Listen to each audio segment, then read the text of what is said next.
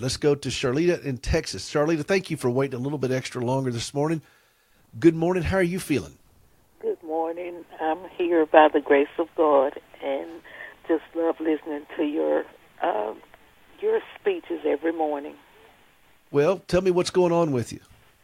Okay, I have neuropathy, and my husband, he's here, and he's really my 100% caregiver.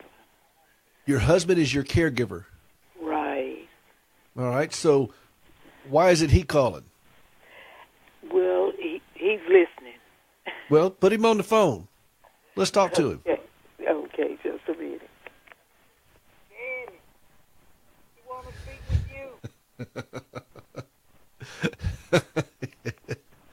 The show is Hope for the Caregiver. That's what the show is about. 888-589-8840. Well, how far away was he, Charlita? Oh, okay. He has back problems too, but here he is. All right, well, put him on. Hello? Tell me your name, sir. My name is Henry. Henry, you're taking care of your wife. How are you feeling today? Well, I'm feeling just about as bad as she is, but I'm still hanging in here with her.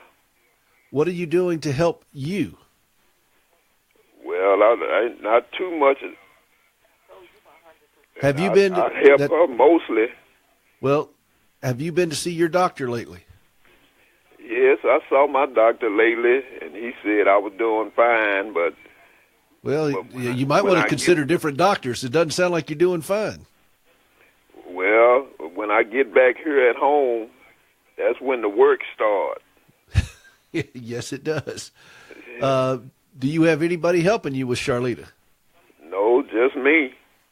I don't think she wants nobody else. Well, it doesn't matter what she wants. Is there somebody that could?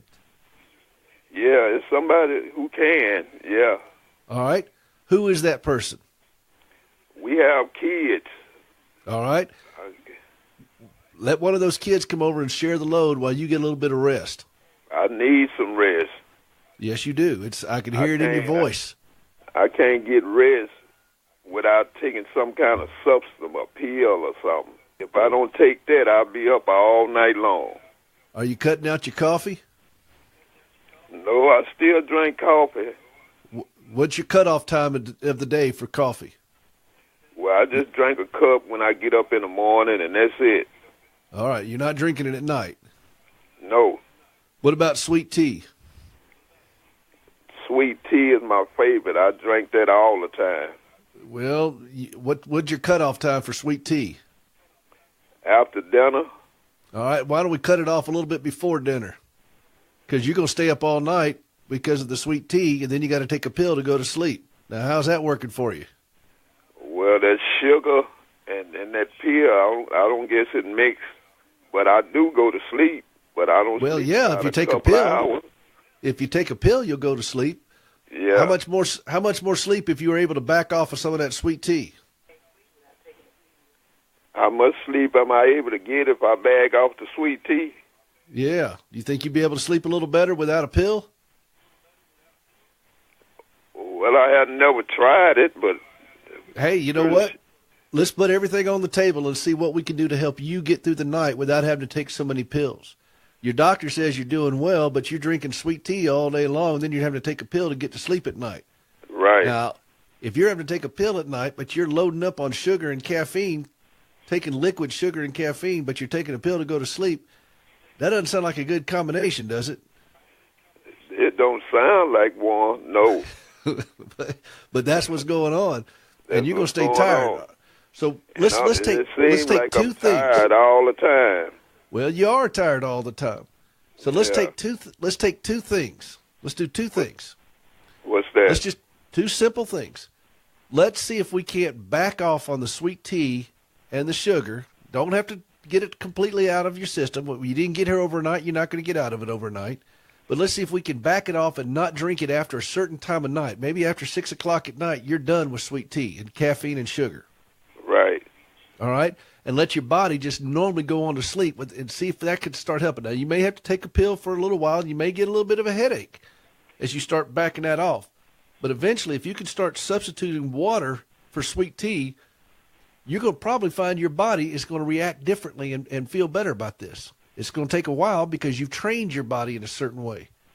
Right. Then the second thing is, let's see if we can't get some help in here to help you take care of Charlita. Well, that's what I'm working on.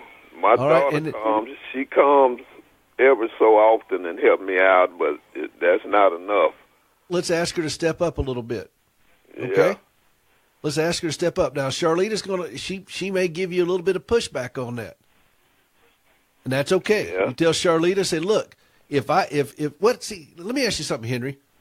If you were to go down today, if something happened to you, you had a heart attack, you had a stroke, you're not doing well, all those things, anything that happened to you, you get a sprained ankle, what's going to happen to Charlita?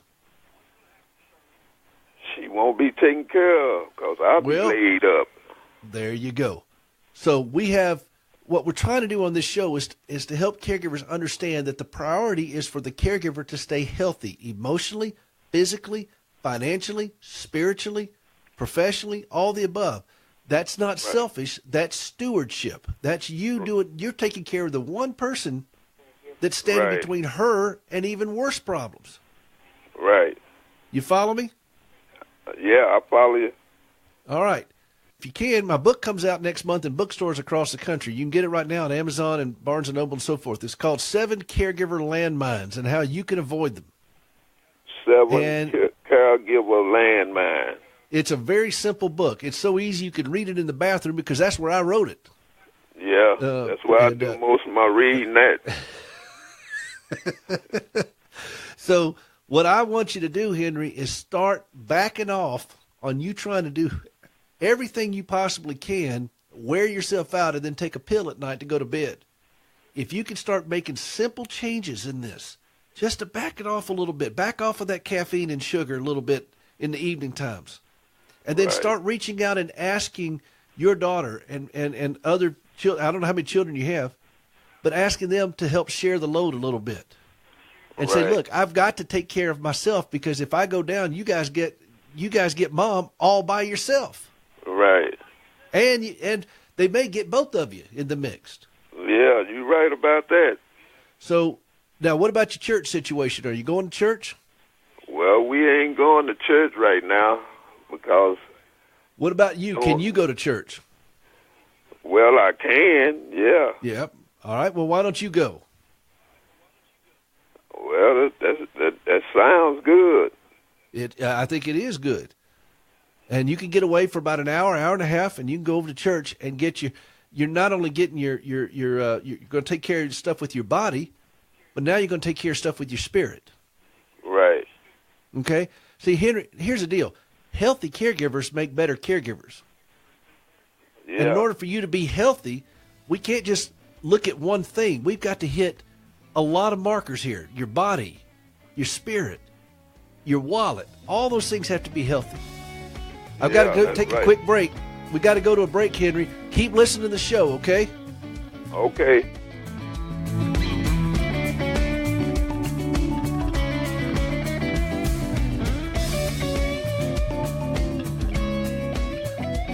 Hey, this is Peter Rosenberger. Have you ever helped somebody walk for the first time? I've had that privilege many times through our organization, Standing with Hope. When my wife, Gracie, gave up both of her legs following this horrible wreck that she had as a teenager, and she tried to save them for years, and it just wouldn't work out, and finally she relinquished them and thought, wow, this is it. I mean, I don't have any legs anymore. What can God do with that?